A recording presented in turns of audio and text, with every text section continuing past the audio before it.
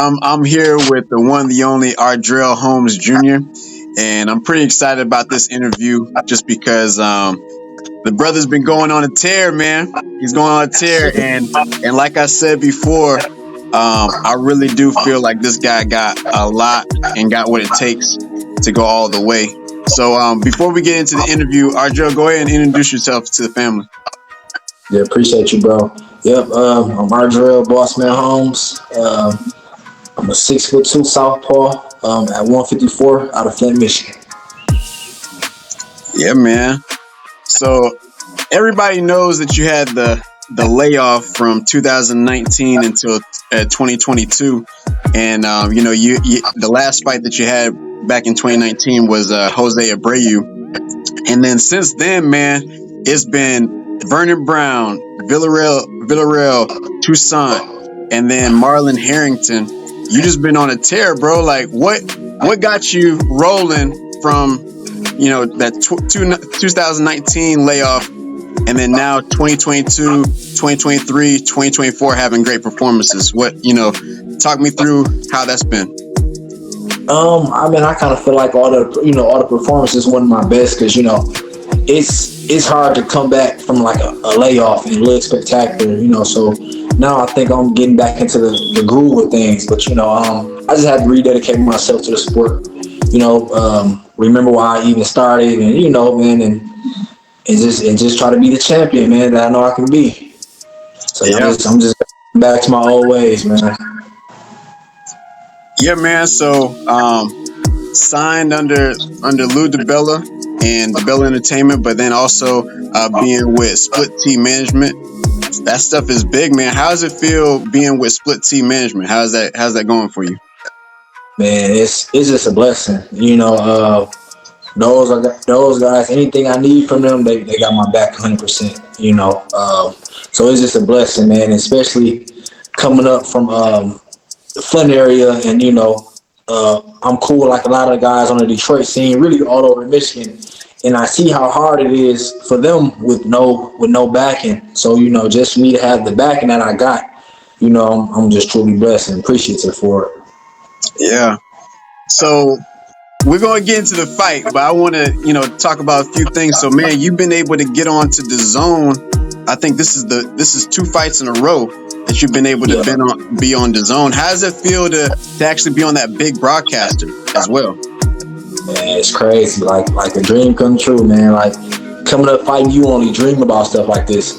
It's a lot of fighters don't get the experiences. So, man, now that I got it, I just gotta go full throttle with it, man. So I can't stress enough how big a blessing it is to be able to perform in front of all these thousands of people. So, I just feel like the best is yet to come. Yeah, man. So let's go ahead and get into this fight that you just had with Marlon Harrington. So going into the fight, right? How are you feeling going into the fight? Before we even get into the fight, like how did you feel actually going into the fight? Man, excellent. Like I was saying, I kind of had to rededicate myself to the sport. Everybody's seen the last performance, one of my best. We didn't make no excuses. We just came right back to the drawing board even harder. I had an excellent camp. I started the camp in Michigan. Then I went to Vegas for a couple weeks, and then I finished off in Michigan. So I had a tremendous camp.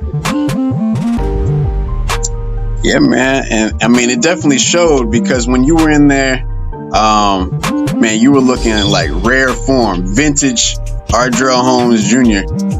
So talk me through you going into the fight. I know you said that you felt really good leading into it, but like, what did you see that allowed for you to be so successful in the fight against Marlon Harrington? I just felt like the ball's in my court because, like in boxing, it's one of those sports where they say you ain't as good as your last fight. Right. So I kind of felt like they was kind of expecting me to not, they was kind of expecting me not to be sharp, and I think they was just kind of going off of that last performance. So I was like, the ball in my court, like they don't know what I'm finna come to do. Right. They don't know how I'm trained. Like I just came with a whole new motivation, man, and it showed. Yeah, man. Look, all I can say is the 2-3 and the 3-2 was looking crazy, man, for you. I mean, and the jab was looking very, very sharp. Everything was clicking perfectly through the whole fight. What did y'all see going into that fight that let you know that at least that 2-3 was going to be able to land pretty nice? It's just it wasn't even necessarily throwing it just to him. You know, it's just that's just part of my game. You know what I mean?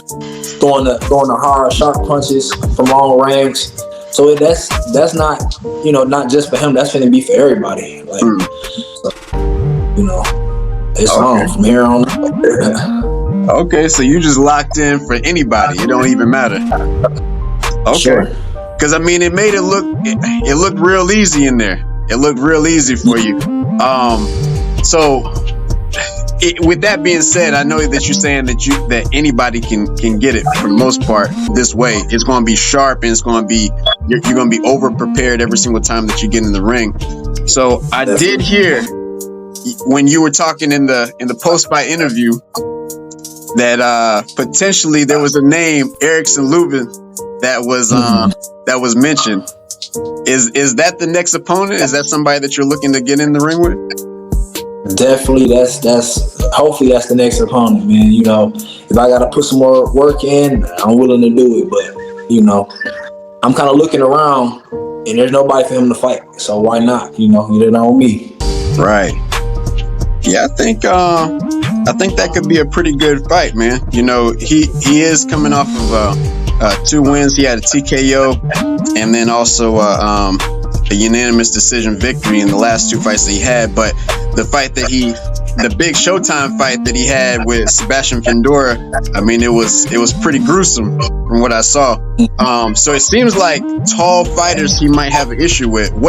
So do you think that you might be able to give him some problems as well because of how tall you are? Yeah, definitely. I think I give anybody problems, you know, and also a lot of southpaws don't like fighting southpaws. True. You know what I mean? But I kind of grew up with southpaws, so I know, you know, I know how to handle things with southpaws. So yeah, man. Like I say, he beat me in 2013, the National Gold Gloves Finals, man. So I need that back, man. I need that. You know what I'm saying? I missed out on my national Golden Gloves championship, man. That's something I always wanted. So, you know, fighting him, you know, for a title in the pros that'll make up for it. Oh, so there's some history there. There's some history Oh, there. definitely. Okay. Definitely. All right. So you gotta get that get back. Man, I need it. I hear that, man. So what's next for you?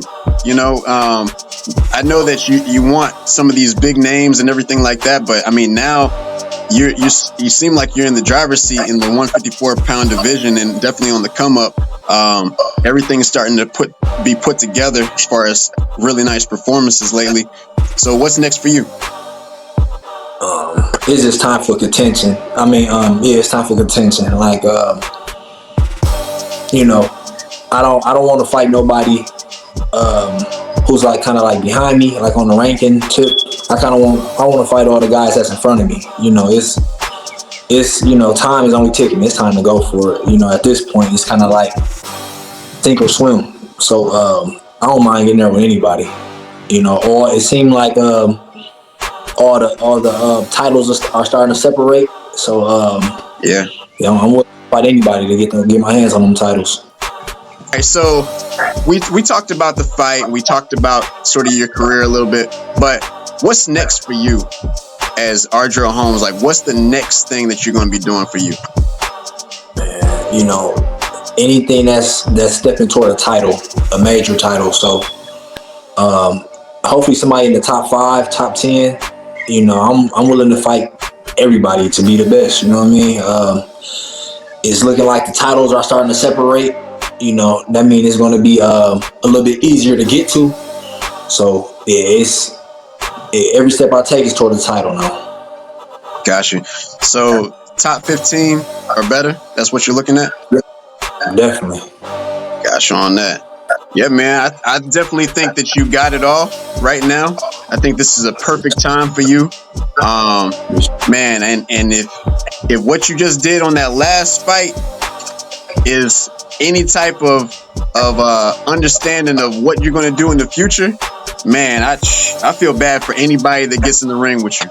I do. Appreciate I feel bad for anybody. What last words you got for your supporters? um just stay tuned, man. I know it's been a long journey. It's been a lot of ups and downs, but now I think things are starting to look on the upside. So just stay tuned, man. Just stay tuned, and it's on. There you go. Stay tuned and so on. So thank you so much, Ardreal. I really appreciate this interview. This was very helpful, and I think a lot of people are definitely going to be checking it out. We're excited to see what you got coming up next. So with that being said, as always, bro, peace, one love. We out of here. Yeah, appreciate you, bro.